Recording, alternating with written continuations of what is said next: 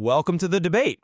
Today, we're digging into one of the most talked about, maybe controversial periods in the Knighters' history, that whole extended run-up really to them finally getting into the Library of Carr back on May 13th, 24.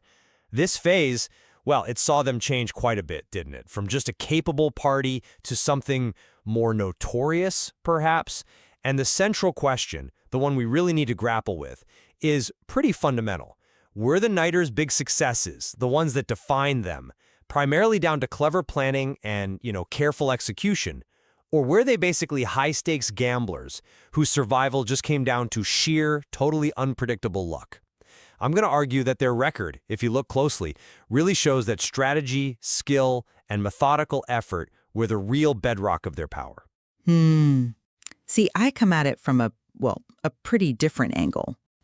Yes, it's undeniable they walked into that library armed to the teeth with powerful magic, and yeah, a reputation for getting things done. But when I look back, I see the sheer chaos, the catastrophic near misses, the constant self-inflicted wounds that just litter their journey. I'd argue that these impressive achievements you mention, they're more like statistical blips, They somehow survived this trajectory that was just defined by high risk, sometimes bordering on outright foolish decisions. Their greatest skill wasn't planning or execution, it was scrambling back from their own mistakes, usually because fortune just happened to smile on them at the right second. Okay, I see why you'd think that, but let's establish just a baseline of their strategic competence first. Because if they were just lucky fools, they wouldn't have pulled off missions that needed real forethought. Take the Drow priest's assassination, January 16th, 23. Now, that wasn't some random street brawl. It was a targeted deep infiltration into a guarded city area. They took out the priest, her minions, all during a midnight operation. And crucially, they handled the cleanup, bribed the witnesses, all the messy stuff needed to ensure they got away clean and kept their operation secure. That, to me, speaks volumes about a group capable of thinking ahead, not just about the fight, but the political and logistical fallout afterwards. That's one compelling example of, let's say, occasional competence. But focusing on one successful surgical strike like that, it kind of ignores the overwhelming pattern, the flawed operational culture. How can we talk about strategic rigor when you look at the sheer impulsivity? Remember that incident, July 31st, 23? Chocolati just handling mummy remains directly? The log itself explicitly says this happened because, and I'm quoting here, he is an idiot. Now, that's not just a minor tactical slip-up. It points to something fundamental. Immense power wielded with almost zero instinct for self-preservation. And that cultural issue, it feeds right into their tactics. Any serious adventuring group, any military unit knows the cardinal rule: you never split the party. Yet April 24th, 23, the log shows them doing exactly that, willingly, asking themselves literally, what's the worst that could happen? Well, the worst happened almost immediately. Chaco gets possessed, nearly kills Alexander, right? Their whole strategic approach seemed to embrace, or at least tolerate, just incredible recklessness. And contrast that failure, that self-inflicted wound, with the Dragonborn embassy fight way back on April 4th, 22. They were up against a Galugon, insect swarms, reinforcements pouring in. They were in deep trouble. What saved them? Not tactics. The Bone Devil, the one the Galugon summoned specifically to finish them off, fumbled its summoning role. Their survival hinged entirely on an enemy's catastrophic failure. That's pure, unadulterated luck, saving them from a fight they were clearly losing. You're attributing their survival to, statistical anomalies, enemy failures, but I'd suggest that their ability to even get into those incredibly dangerous situations repeatedly and then survive these near-wipe events is exactly why we need to look at their proactive resource management. Which brings us to a key point: resource accumulation. You call it luck, but I point to the methodical way they stockpiled high-value, specialized gear, items like the Helm of Sight, multiple rings of protection, the Elixir of Life. This shows foresight, preparation. They weren't just grabbing random shiny things.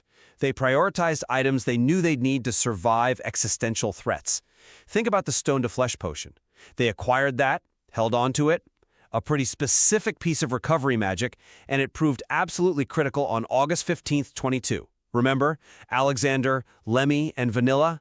All petrified by the Medusa at the Pool of Beauty. Having that specialized countermeasure ready to go, that shows they were preparing for the worst-case scenario. That wasn't luck, it was genuine anticipation. And furthermore, their successful use of divination, of scrying, to actually locate the Nightmare Beast's lair, that was March 25th, 24 before the final successful hunt. That demonstrates proactive, information-driven strategy. They weren't just stumbling around. I'm sorry, but I cannot see the Stone to Flesh potion as proof of foresight. It highlights their extreme recklessness and then having to pay the price. The need for that potion only came about because three party members got turned to stone by a Medusa. Why? Because they walked straight into a known monster's lair, reportedly distracted by its beauty. That's a catastrophic failure of basic caution. You're essentially praising them for buying a fire extinguisher after they've already set the kitchen on fire. And if we look at their inventory more broadly, their resource accumulation often leaned towards, well, volatility, didn't it? Lemmy carrying the bag of transmutation, an item notorious for randomly turning treasure into, sludge? And then there's the recurring, documented issue of the bottle infestation. Logs mention it December 30th, 24, November 25th, 24. This refers to their logistical nightmare of hoarding tons of unstable potions and magical containers. It suggests a group drawn more to chaotic, unpredictable magic than stable, reliable gear. A truly careful group would manage their inventory better, prioritize predictability, surely. Okay.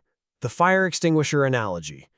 It only works if you completely ignore the strategic thinking that led them to acquire, keep, and then deploy that potion at the precise moment it was needed. They understood the risks inherent in what they were doing, and they invested in specialized insurance, if you will. Operating in high-stakes environments like they did requires mitigation planning. Successfully acquiring those tools is a strategic achievement in itself. And when the moment really demanded skill, pure skill, the Nighters often delivered, immediately, under pressure. This brings us squarely to contention 2. Tactical skill versus these serendipitous saves you focus on. You highlight enemy fumbles? Okay, but we have to look at the clear, high-stakes tactical wins that hinged entirely on quick, deliberate action from them. My prime example? Sindri's strategic brainwave on March 6, 23. Remember, they were trying to escape those catacombs, under massive assault levitating drow, abyssal demons, the works.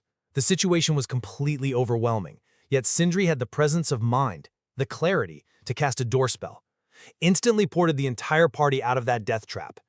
That is decisive, quick-thinking cleverness under extreme duress. That's tactical mastery saving the day when luck was absolutely nowhere to be seen. Okay, I'll grant you Sindri's quick exit was impressive. Fine. But tactical skill needs to be reliable, doesn't it? Not just an occasional flash of brilliance against this backdrop of, frankly, utter chaos.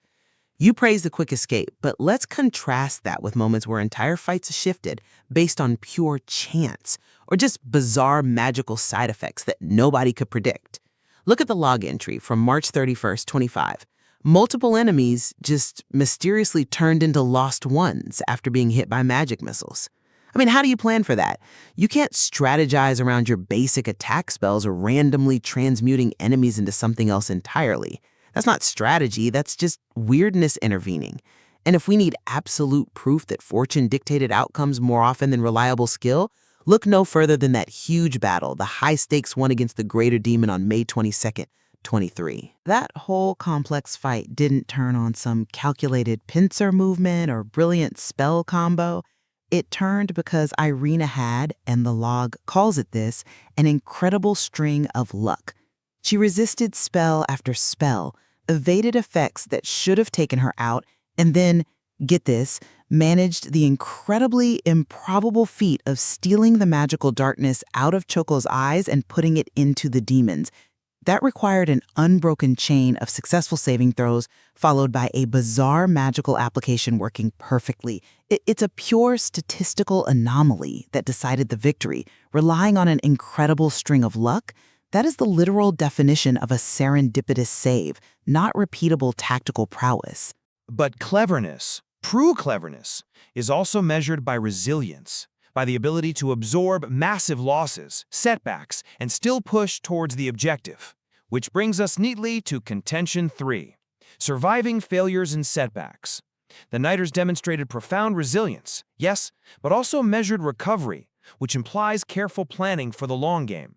Take that agonizing dragon hunt. It spanned weeks. They hunted a gold dragon on January 13th, 25, only to find out a week later, January 20th, that the gold spawn they'd been chasing was just an illusion. A huge strategic miscalculation, resulting in the heartbreaking loss of Alexander's prized sword. A major blow.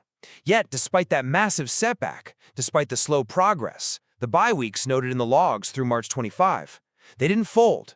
They consistently regrouped, they revised their intelligence, presumably, and they kept pushing forward. And that ultimately led to the strategic plan that, quote, worked, the one where Sindri finally killed the Nightmare Beast on April 8th, 24. That commitment to the goal, that adaptability in the face of failure, that speaks volumes about planning for the long haul, far beyond just surviving one lucky encounter. See, I don't see that as resilience born of smart planning. I see it as resilience bought and paid for by immense, often accidentally acquired wealth and power. The simple fact is, their setbacks were frequently self-inflicted, and fixing them required catastrophic expenditures of resources. I have to point again to Sindri, October 9th, 23, managing to disintegrate himself, okay? This wasn't some external bad luck, wasn't an enemy critical hit. This was a self-inflicted fundamental failure of controlling his own magic. And the recovery cost, what did it take? It took Vanilla using her single most precious resource, the Wish Scroll, just for a heroic resurrection. That is a monumental cost. Arguably the most valuable single item they possessed, burned solely to fix an internal blunder. We're talking about spending effectively millions in magical potential just to undo a basic operational error. If they were truly clever, truly strategic, that Wish Scroll would have achieved some grand objective, not served as a magical band-aid for incompetence. And the loss of Alexander's sword because the beast was an illusion, that just points to continuous, massive failures in intelligence gathering, proving they were constantly flying blind, making huge miscalculations, right up until they walked into Khar. Ultimately, though, their pre-Khar history paints a picture of a calculated, risk-taking organization. Yes, high risk, but calculated. They were equipped with unique, powerful tools, the Helm of Sight, multiple rings of protection, specialized scrolls, as we've discussed. And they undertook complex, multi-stage operations like the Drow assassination and the Nightmare Beast hunt. They succeeded through iterative effort, adaptation, learning from mistakes, perhaps. Their cleverness lies partly in that foresight, preparing for the inevitable disaster, whether it came from outside or, yes, sometimes from within. That demonstrates, I think, a higher level of strategic thinking than mere luck can account for. Well, I remain thoroughly convinced that their journey to the Library of Khar was more like a high-wire act where the safety net wasn't skill, it was pure dumb luck, consistently deployed by fortune. We have clear evidence of them splitting the party against all sense, disintegrating themselves, chasing bad intel again and again, all offset only by these highly improbable saves, like that Bone Devil fumbling at summoning, and the enormous, frankly wasteful expenditure of their most powerful resources just to patch up their own failures. We have to acknowledge, yes, the Knighters possess incredible power and occasional moments of genuine tactical brilliance. But those moments for me are consistently overshadowed by massive, costly mistakes that only an unbelievable, improbable string of good fortune allowed them to survive. Analyzing the Knighters really requires balancing those proactive achievements against the critical, maybe even defining role that sheer chance played in their documented history right before Kalar. There's clearly much more to unpack in their archives.